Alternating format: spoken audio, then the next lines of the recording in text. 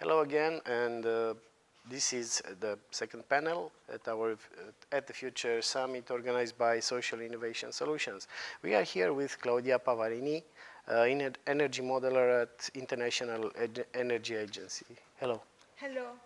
Uh, as we were talking before, what are the latest scenarios that you are working on at EA?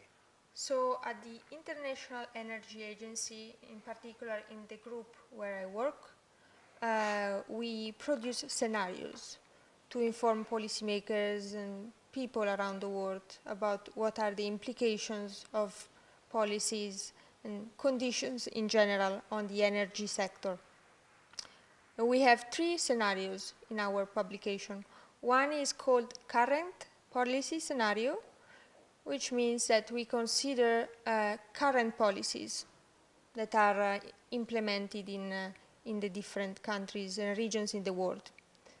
And then we have our stated policy scenario, which is one step further. We have current policies and policies that have been announced. And the third one is called sustainable development scenario, which is a scenario that shows what we would need to do, what the energy sector would need to do in order to be compliant with the long-term climate change objectives, what would need to happen to have full energy access, which means electricity access and also modern access to services in general. And third, also reduce dramatically air pollution, which is a big problem in many regions in the world. So what are, as for the latter scenario, what are the most important steps that we have to take in order to have a sustainable energy production? One of the slides that actually had more impact this year was actually showing this, that there is no simple, no easy, solution yeah. to reach a sustainable energy pathway. Different technologies, different policies need to be in place in order to get to that pathway. So efficiency needs to improve much faster than what we have been observing in the last years. Renewables also need to step up further, and other technologies, CCUS, electrification will need to happen, hydrogen.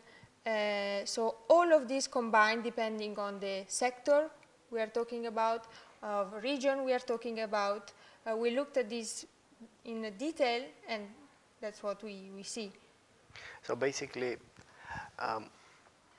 we're going to need, and this is actually the model we are using right now, we try to produce power from different kind of sources, and the focus is on renewables, of course.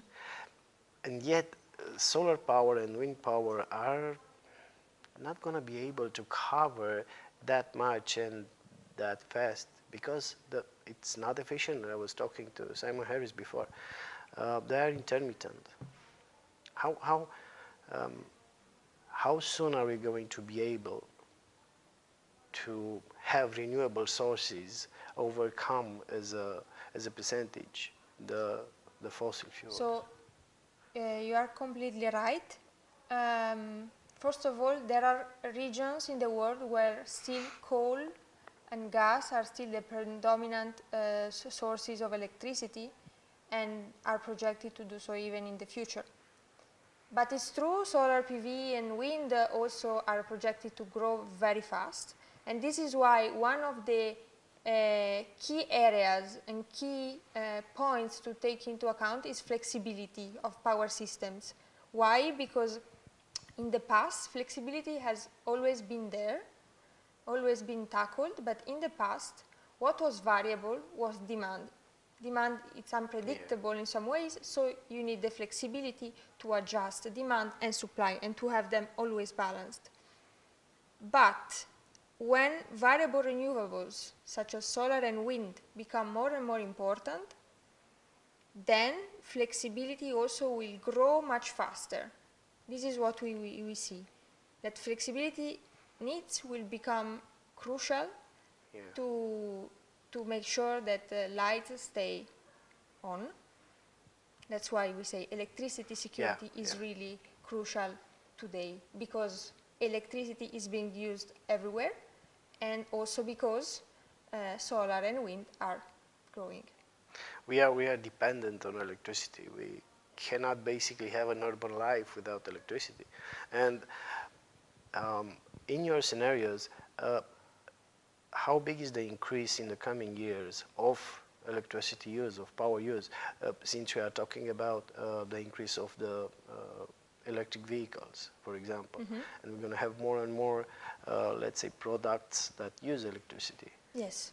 So, So in our scenario, electricity grows and grows much faster than the overall energy demand. I'm saying this because energy demand also will grow due to growing population, yeah, having more people in the planet, a growing economy, etc. But electricity will grow much faster than that. As you yeah, rightly said, why? Because there is digitalization, so everyone has smartphones and all these electronic appliances. Electric vehicles will become more and more popular, but also for other reasons that we might not think of. yet. Cooling. Cooling Oh, is yeah. one of that. Cooling demand in some regions, Southeast Asia, India, will increase really strongly. And this is why cooling is something that we have to look carefully at. And then, of course, there are many other applications.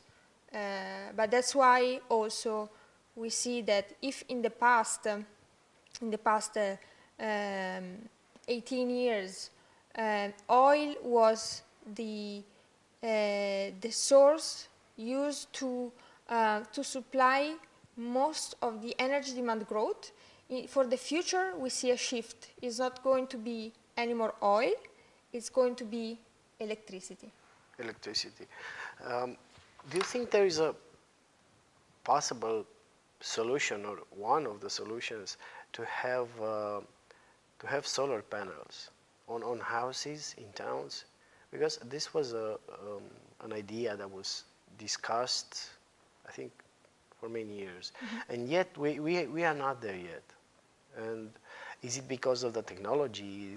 Do we need, maybe we need better solar panels, or do we need to have the grid to be able to get all that power that you don't need during the day? It's a combination of things. In the past years, we have seen that solar PV has experienced strong cost reductions. That's true. But it's also Yes, true so. that cost reductions have been driven also by policies.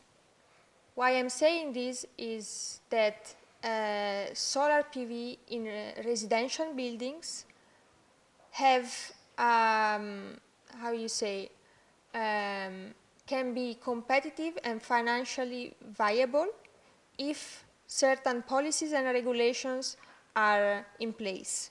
If you household, you don't get paid enough for the electricity that you consume, and you don't store, you just Just use it, you yeah, use as it, it goes. or you have to inject it in the grid, then it will not be competitive to you to install it. So of course it's a matter of economics of the technology, but it's also a matter of economics for the consumer, and this also depends on the regulation that is in place. So in some regions this might be possible and competitive, in some other cases this is not and maybe will not. That's why we stress the point that policies, regulations and market design are very, very important. As far as International Energy Agency knows, how open are the authorities, the governments, to help building this kind of network, this kind of grid? Because, as you said, it's an economical issue, and Yes. sometimes they say, well, we don't have money enough to subsidize all the solar panels we need. It really depends on the region, I would say, on the priorities that the region has. It's true. I mean, what we have seen in the past for Germany, also Italy, China. Some other regions are coming. US with the ITC, the tax credit. Um, so it really depends on the priority. But this is why we stress and push the importance of policymakers. Yeah, policymakers. Yeah. And what do you think of technology? Do you think we're going to see a breakthrough in the future um, in the batteries, for example, in the solar panels? I know that Tesla is working on a solar panel that it's a lot easier to install than a classic one. I mean, as International Energy Agency, we constantly follow what's happening in technologies, and I mean, we have been seeing notable technology improvements as far as solar PV, batteries, but not only wind turbines have become much more efficient in the past few years.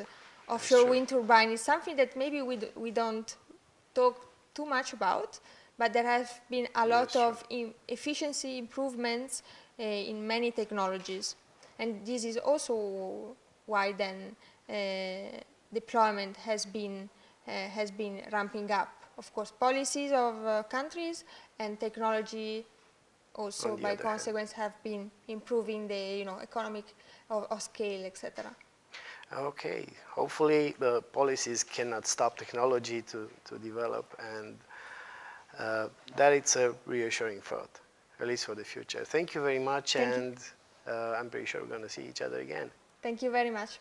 Thank you too for watching.